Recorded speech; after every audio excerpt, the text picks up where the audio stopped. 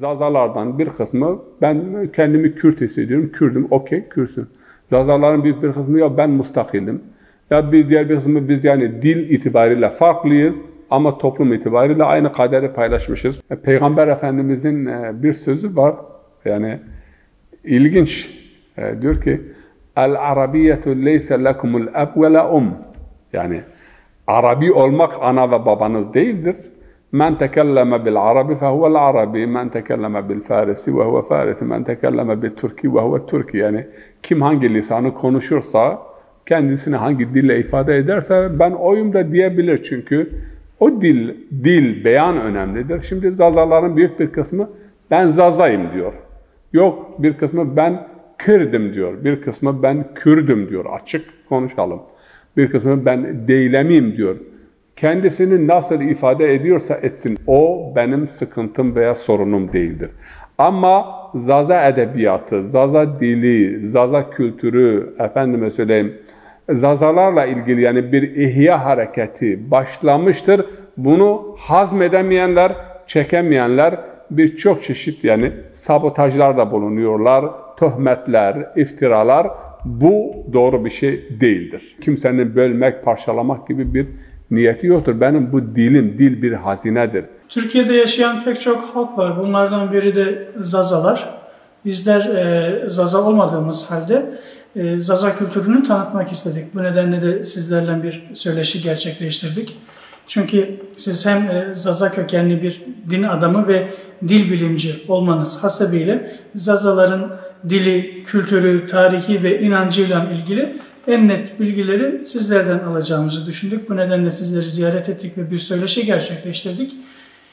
Yoğun bir izlenim gerçekleşti. Yorumları da okuduk. Yorumlarda bizleri hayrete düşüren, şaşırtan da yorumlarla karşılaştık. Kimisi bunu bir etnik ayrıştırma unsuru olarak görmüşler. Kimileri çok daha farklı yerlere çekmişler. Bunlar açıkçası bizleri üzdü. Çünkü biz her bir millete değer veriyoruz. Çünkü Peygamber Efendimiz diyor ki cennet annelerin ayakları altındadır. Her milletin de bir ana dili vardır. Dolayısıyla bizler milletlere saygı gösteriyoruz her birine. Her birinin de bir diğerine saygı göstermesini bekleriz. Sizler de okudunuz gelen yorumları. Bunu nasıl değerlendirirsiniz? Sevgili dinleyiciler, izleyiciler, hemşehrilerimiz, Zaza halkı, hepinizi saygıyla, sevgiyle selamlıyorum. Yeni bir programda buluşuyoruz. Bu program imkanını bize hazırlayan arkadaşımıza da kendi adıma, sizin adınıza Kamil Bey'e de teşekkürlerimi bildiriyorum. Geçen 2 ay, 3 ay önce bir program hazırladık. İlgiyle izlendi. Tabii ki bazı olumsuz tepkiler de aldık. Hatta töhmetlere varacak kadar tepkiler söz konusu oldu. Hatta benim Zaza olmadığım, aslında ana dilimin de Zaza olmadığı, başka efendime söyleyeyim ajandalar için bu programları yaptığıma dair çok mesnetsiz ve saygısızca tepkilere de tanık olduk. Bazı çok ahmakça ve cesurca tepkiler de oldu. Çünkü cahil cesur olur ve cahil ahmak olur. Ben burada bunu hatırlatmakta fayda görüyorum. Ben Zaza İbni Zaza'yım. 77 sülalem en azından Zaza'dır. Bunu herkes bilir, tanır, bizi bilenler, tanıyanlar. Ama dilim, ana dilim biraz önce işaret edildi. Ana dilidir ve bizim için bir mirastır, bizim için bir ecdat ve bilhassa analarımızın ve babalarımızın yadigarıdır. Bu dili muhafaza etmek ve ölüm tehlikesiyle karşı karşıya olan bu dili muhafaza etmek birinci derecede bu dilin mensuplarının görevidir. Kendisini Zaza olarak gören, hisseden, hatta dilini unutmuş olsa dahi hassasiyet gösteren insanların görevidir. Birçok gayretli, efendime söyleyeyim, cefakar ve çalışkan insanımız vardır. Divanlar meydana geldi, şiir külliyeleri meydana geldi, birçok kitaplar yazıldı, yazılmaya başlandı. Bu arada tabii ki bazıları da bundan rahatsızlık duyuyor. Şu veya bu bahaneyle yok etnik ayrışımdır.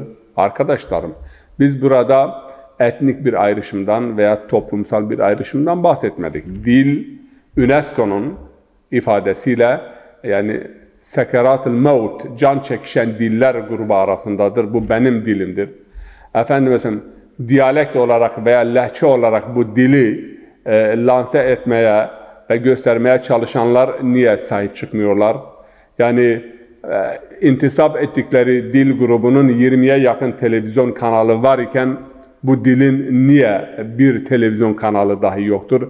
Niye sahip çıkılmıyor? Yani bu dilin mensuplarının da ne kadar fedakarlık ettiğini, fedakarlık gösterdiğini ve toplumsal olarak yapılan ayrımcılık veya haksızlık hususunda nelere katlandığını herkes biliyor. Ama ganimet paylaşımına gelince bu zazaların veya üvey kardeşlerin diyelim bir payı yoktur. Yani bu dile sahip çıkılmıyor. Diğer taraftan hemen bunu kısaca ifade etmekte fayda görüyorum. Diyalekt dediğimiz zaman ağız diyorlar. Almancadan Mundart diyorlar. Yani şive, diyalekt, lehçe. Mensupları, bir dilin, diyalektinin mensupları bir araya geldikleri zaman rahatlıkla birbirlerini anlıyorlar. Anlaşıyorlar. Ancak eğer bir zaza başka birisiyle ikinci bir dil üzerinden anlaşıyorsa bu diyalekt veya lehçe değildir. Bunlara artık bir son vermek lazım. Yani açık bir dille ifade ediyorum. Zaza, kurmanç, soran, goran yan yana geldikleri zaman en azından zaza, kurmanç Türkçe anlaşıyorlar. Türkçe konuşuyorlar. Yani lehçe ise niye ben anlayamıyorum? Niye diğeri beni anlayamıyor? Ama tabii ki bir dillerin ortak bir kökü vardır. Ortak bir ağacı vardır ama zamanla bu dallar gelişe her birisi bir ağaç hükmüne geliyor. Yani bugün mesela bir sürü Türki diller vardır, konuşuluyor ama Özbek artık Özbektir, Özbekçe. Özbek Türkçesi veya bilmiyorum Kazak Türkçesi ben işitmedim. Kazakçadır. Kırgız Kırgızcadır. Ama kökleri ortak bir yani Türk dil ağacına uzanabilir ama bugün tamamen başlı başına müstakil diller haline gelmişlerdir. Bugün kimse Kırgızcanın veya Kazakçanın veya Özbekçenin bir lehçe olduğunu söylüyor mu? Hayır. Özbekçe müstakil bir dildir ve dünyada bunu bu şekilde tanıyor. Kırgızca bir dildir. Aynı şekilde Kurmancı, efendime söyleyeyim, Sorani veya Goran veya Zaza bunlar müstakil dillerdir. Diğerlerini bilmiyorum. Yani bildiğim kadarıyla bugün mesela Kuzey Irak'ta Soran ve Goran karışımı ortak bir dil oluşturma çabaları vardı ki bu dile de Sormancı yani Soran ve Kurmancı iki dilden birer hece alınmış ve yeni bir dil ifadesiyle karşı karşıyayız. Zazaca'ya geleceğiz. Zazaca gramatik itibariyle, sayıları itibariyle, yapısı itibariyle müstakil bir dildir. Ancak bunu hemen itiraf etmek lazım ki bir toplumun bir dili, iki dili, üç dili, beş dili olabilir. Toplum ayrı bir şeydir. Etnik yani etnisite ayrı bir şeydir. Bunu sadece dil üzerinden anlamamak lazım. Dil yani toplumun önemli faktörlerinden bir faktör, belirleyici bir faktördür. Diğer taraftan şimdi Zazaca'da sayılara baktığımızda, Zazaca'da gramere baktığımız zaman, dişil erkek durumuna baktığımız zaman tamamen farklı bir yapı arz ediyor. Ve Avrupa'yı bilim adamları bakın, yani İngilizler, Fransızlar, Amerikalılar hatta Ruslar yani bu dilin parçayı bugün temsil ettiğini ve dünyada yani bugün parçaya en yakın dilin Zazaca olduğu oryantalistler, İranistler, İranistik bilimi üzerinde çalışanlar, Aryani diller üzerinde araştırma yapan bütün bilim adamları tarafından bu tespit ve tescil edilmiştir. Diğer taraftan yani kendi dilini doğru dürüst konuşmasını bilmeyen ve haddini bilmeyen bazı insanlar da gerçekten hadsizlik yapıyorlar, saygısızlık yapıyorlar. Bu da doğru değildir. Yani tekrarlıyorum, bir toplumun, yani bir Kürt toplumu, Türk toplumu, farklı dilleri olabilir. Bu dilin mensupları kendisine Kürt diyenler var, kendisine Deylemi diyenler var, kendisine Zaza ki büyük çoğunluk budur veya Kırmanç. Biz biliyoruz ki Kurmancı aslında Kürtçe, yani bilinen şekliyle Kürtçenin ismidir. Ama Dersim yöresinde Zazalara Kırmanç deniliyor. Bu ifadeler veya ne kadar doğru, ne kadar bu isimler doğru konulmuştur veya yani bazen bir yanlış doğru olarak addedilebilirse bir örnek vereyim. Iğdır yöresinde veya Azeri kardeşlerimizin yaşadığı bölgelerde Kürtler onlara Acem diyor. Halbuki yani Kürtler Azerilerden bir derece daha önce Acem'dir. Yani Acem, Aryani, Acem kelimesi aslında Arap dışındaki herkes için kullanılan bir kelime. Ancak birinci derecede Arapların dışında Aryani, İrani kavimler İslam'a girdiklerinden dolayı Acem, Aryani milletlere denildi. Yoksa Türk'ü de, Kürd'ü de, yani Alman'ı da hepsi Acem'dir. Arapça konuşmasını bilmeyen, kekeş anlamında biraz da mesela aşağılayıcı bir anlamda vardır. Ama yani Kürtler veya Aryaniler daha önce Acem iken veya bir derece önce Acem sayılması gerekirken orada Kürtler Azerilere Acem diyor. Yanlış bir yani tanımlama veya yanlış bir isimlendirme.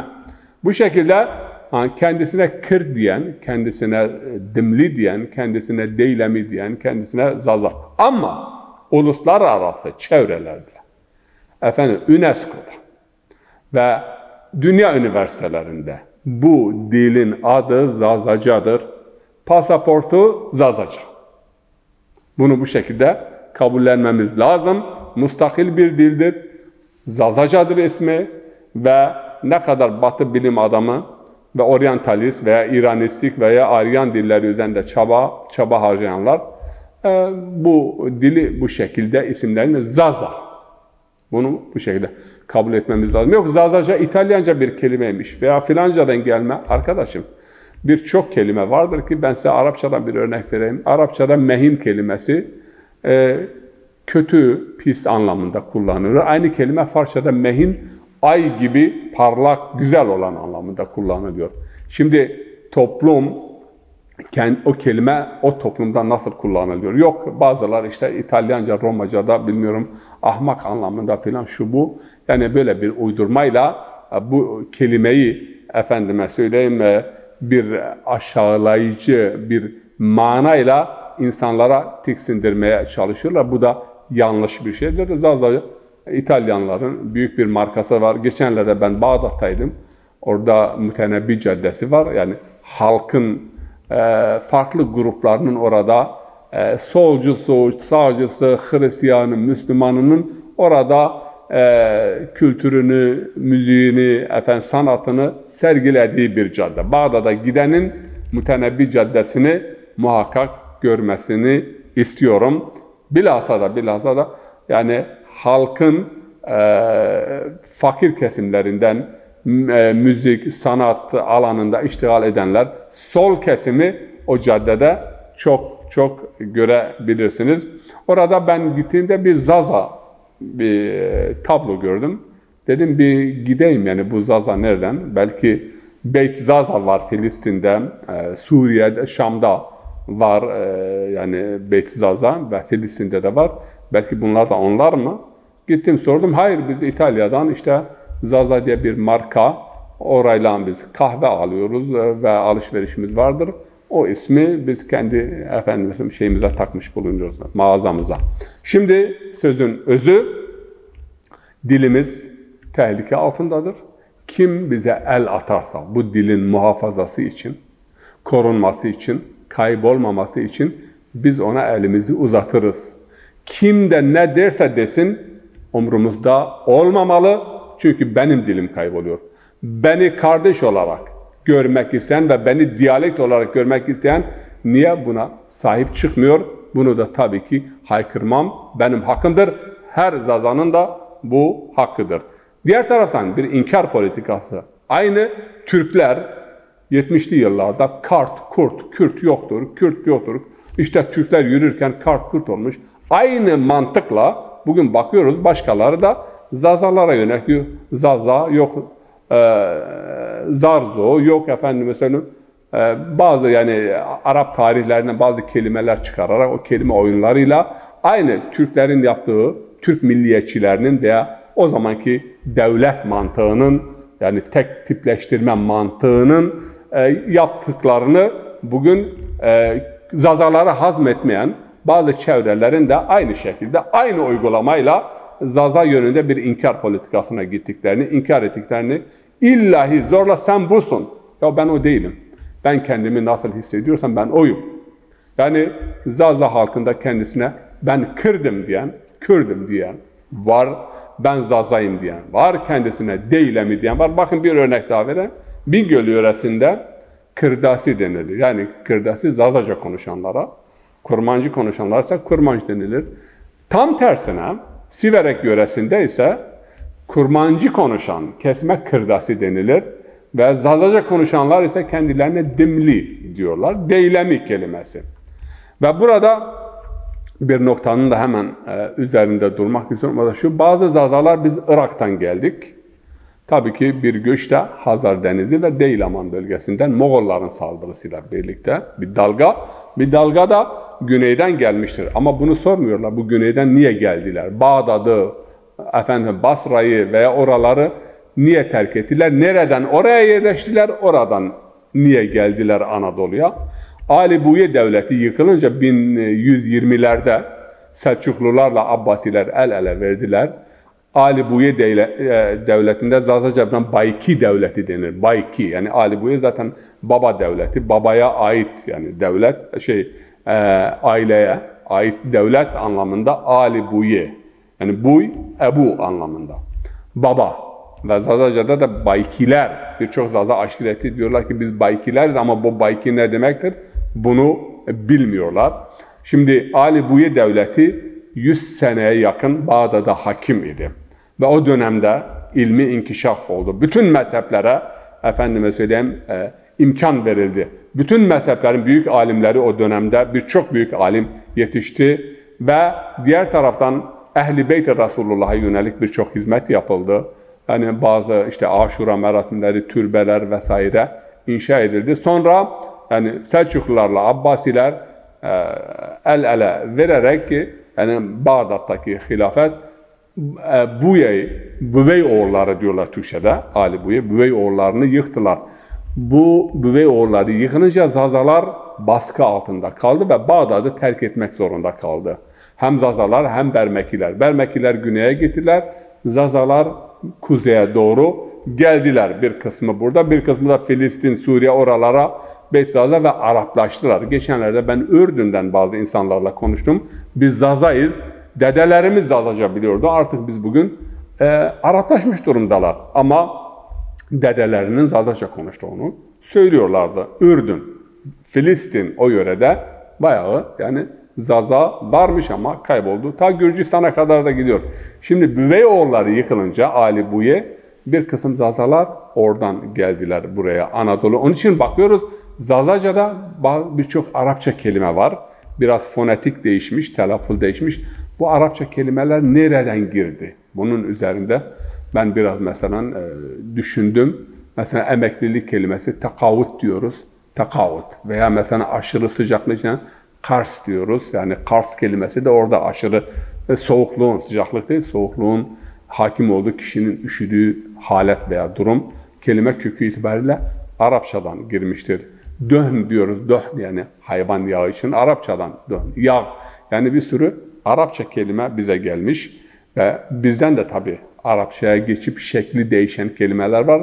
Başka programlarda biz buna değinmiştik. Peki bu iletişim, bu kültürel iletişim Araplarla içli dışlı olmamız ne zaman olmuş? İşte Bağdat yönetiminde. 920-30'lardan 1020'ye kadar ki Büveyoğullarının Bağdat'a hakimdiler. Yani hilafet onların kontrolündeydi. Zazalar da orada etkin idiler. Ancak Büveyoğulları yıkılınca bizler kuzeye doğru gelmek durumunda kaldık. Yani bir kanat Hazar Denizi'nden bir grup da Bağdat'tan. Ama bu tabii ki bir tez. En önemli bir tez daha var ki Zazalar 3000 seneden beridir burada. Ama ben dil bilimi açısından, dil bilimcisi olmam hesabıyla konuya daha fazla kendi perspektifimden yaklaşıyorum, bakış açımdan yaklaşıyorum ki bu Farisi kelimeler oldukça fazla, yani müşterek zaten kök bir, ama Arabi kelimeler, Araplarla ne zaman içli dışlı olduk? Nereden bu kelimeler geldi? Çok var, oldukça çok büyük miktarda Arapça kelime var Zazaca'da. İşte o dönemde, yani Büveyoğullarının hakimiyeti döneminde Deylemiler Bağdat'ta hakim idiler ve yıkıldıkları zaman tehcire maruz kaldılar ve buralara doğru geldiler. Onun için yani çünkü orada Şingal Beyliği de vardı. Bir zamanlar Zazalara ait bir Şingal Beyliği vardı. O Şingal Beyliği önce oradaki yani başka kavimler tarafından yıkıldı. Sonra Araplar geldiler. Sonra Türklerin kontrolüne geçti. Şimdi de işte Irak Cumhuriyeti'nin toprakları içerisinde kuzey yani o Özerk Kürt bölgesinin coğrafyası içerisinde yer alıyor. Peygamber Efendimizin bir sözü var. Yani ilginç. Diyor ki El-Arabiyyetu leyse lekumul ab ve la yani Arabi olmak ana ve babanız değildir. Men tekelleme bil Arabi fehuvel Arabi, men tekelleme bil Farisi ve huve Farisi, men tekelleme bil Türki ve huve Türki. Yani kim hangi lisanı konuşursa, kendisini hangi dille ifade ederse ben oyum da diyebilir. Çünkü o dil, beyan önemlidir. Şimdi Zazaların büyük bir kısmı ben Zazayım diyor. Yok, bir kısmı ben Kırdım diyor. Bir kısmı ben Kürdüm diyor. Açık konuşalım. Bir kısmı ben Deylemiyim diyor. Kendisini nasıl ifade ediyorsa etsin. O benim sıkıntım veya sorunum değildir.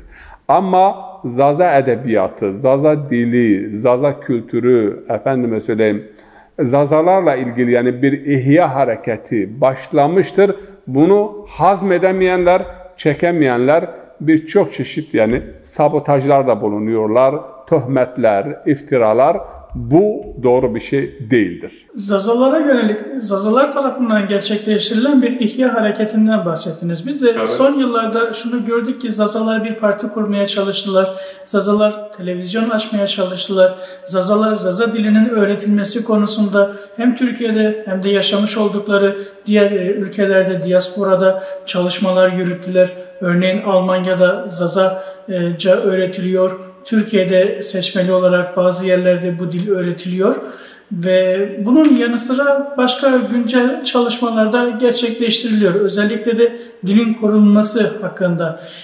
Güncel olarak Zaza halkının durumu nedir? Siyasi olarak, dil olarak ne gibi çalışmaları, faaliyetleri var? Bundan biraz bahsedebilir misiniz? Somut olarak yapılan çalışmalar ve bir de düşüncede var olan, yani ideal olarak, fikir olarak var olan bazı plan projeler var. Ama somut olarak üniversitelerde, bazı üniversitelerde, Bingöl'de, Dersim'de, Tunceli'de yani Zaza bölümü açılmıştır. Bazı okullarda seçmeli ders olarak veriliyor. Bazı kitaplar basılmıştır. Yani Zazaca'nın ilk yani öğrenim aşamasında ihtiyaç duyulan kitaplar. Almanya'da da bazı yerlerde vardır bu ama televizyon, özel televizyon ekonomik sorun ve sıkıntılardan dolayı idame ettiremedi. Televizyon şimdi yani kapalı durumda maddi olarak. Biz tabii ki Zaza 5, 6, 7 milyona yakın yani 5 ile 7 milyon arasında bir tahmin yapılıyor. Türkiye'de 500'e yakın televizyon kanalı var.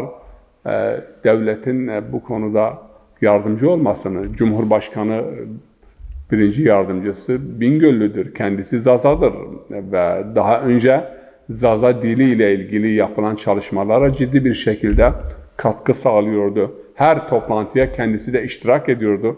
Biz Almanya'dan bir iki defa Bingöl Üniversitesi'nin Zaza dili ile ilgili sempozyumuna katıldığımız zaman Bingöl milletvekili olarak Cevdet Yılmaz Bey de katıldılar. Katılımcılara ikramları da oldu. Şimdi Cumhurbaşkanı yardımcısıdır. konuyu Cumhurbaşkanı'na, kendisi Cumhurbaşkanı'nın yardımcısı olarak inisiyatif kullanıp, yani güzel, efendime söyleyeyim, Zaza dili kültürünün ağırlığına uygun bir televizyon inşa edebilir. Biz bunu bekliyoruz. Yakında bir heyet de gidecek, onunla konuşması lazım. Cumhurbaşkanı yardımcısı olarak halkına, diline ve ana diline yani bir katkısının olması gerek. Yapmasa bence halkı ve tarih karşısında sorumlu olacaktır. Bunu bekliyoruz.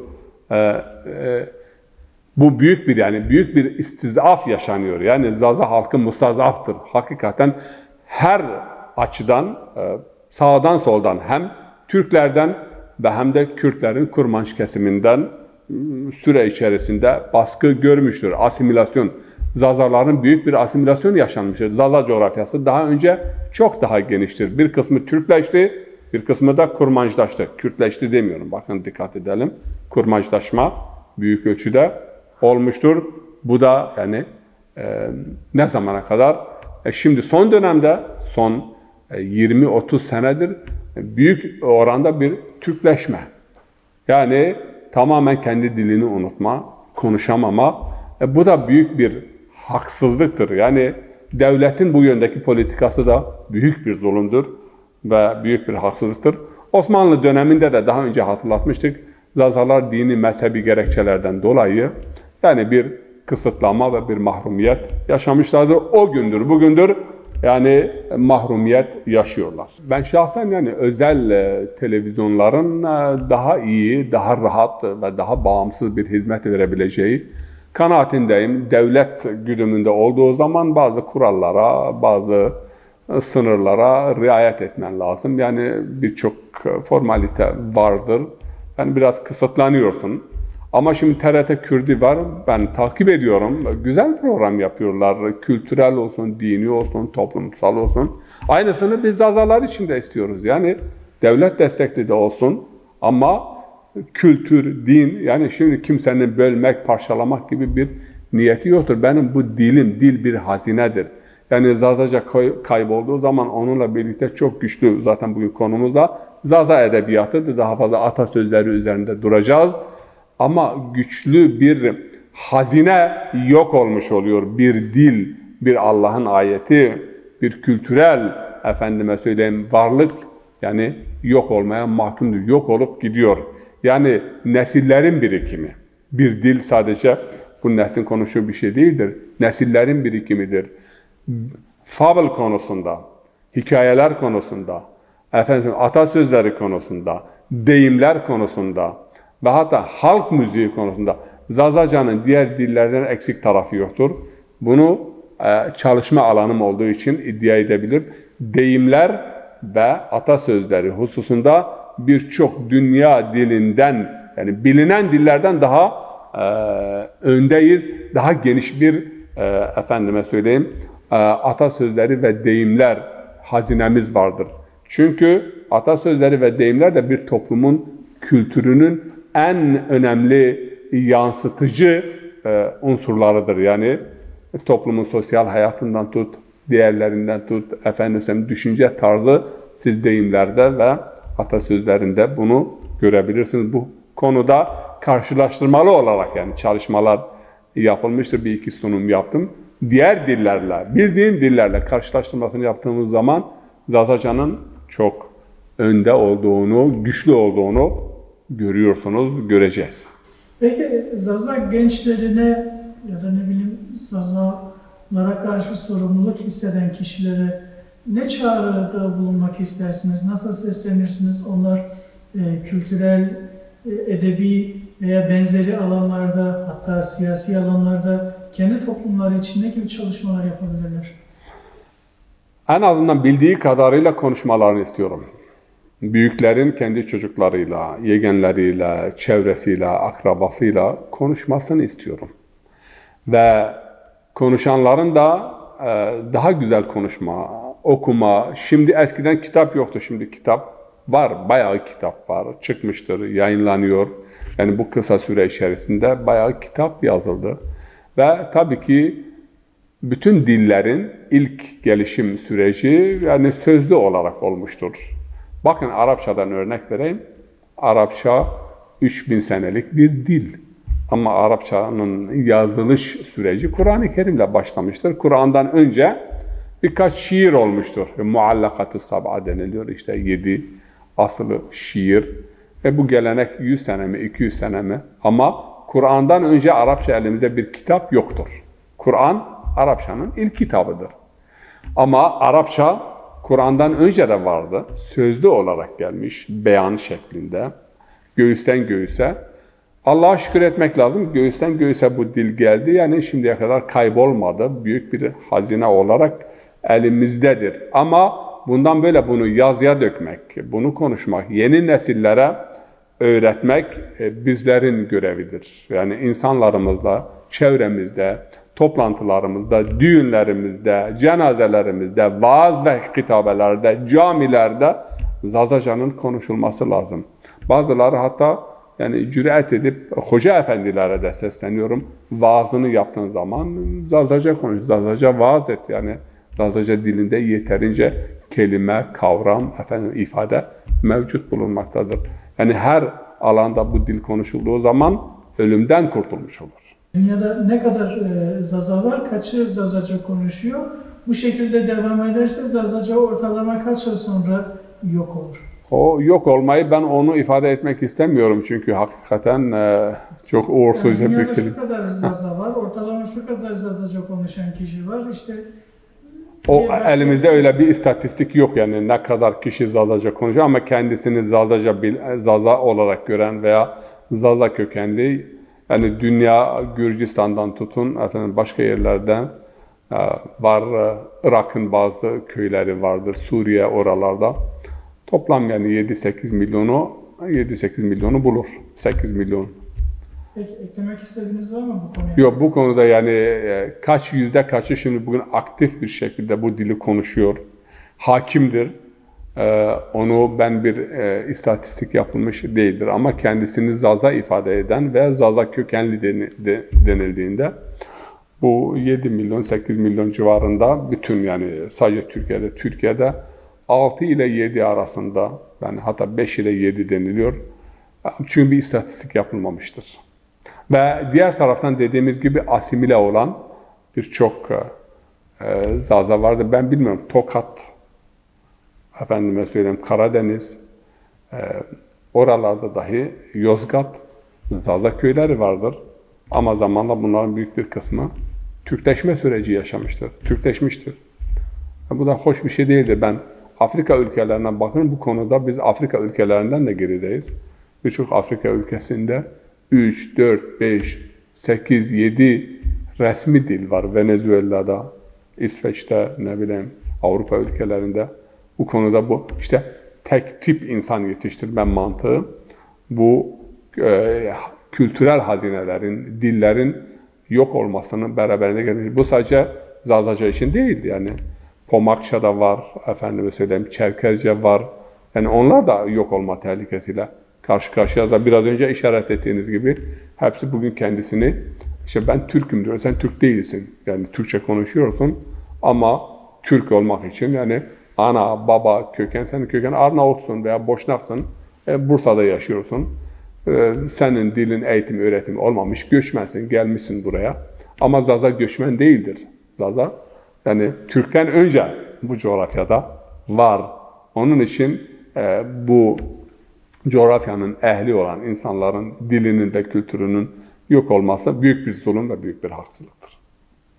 Arkeolojik olarak çalışmalar yapıyorlar. İşte Hititlerle ilgili, Urartularla ilgili, onların kalıntılarıyla. Hı. Halbuki burada da Zazalar var. Hı. Sasa, yani çok kadim bir millet var. Hala da günümüze kadar devam ediyor. Yani kalıntıyla, kemikle uğraşmalarına da gerek yok. Var. İhmal ediliyor. Hayattadır, yaşıyor, efendime söyleyeyim, milyonları aşıyor. Ama kimse bu halkın geçmişi, bu halkın dili, yani dilden hareketle biz birçok gerçekleri ispatlayabiliriz, ortaya koyabiliriz.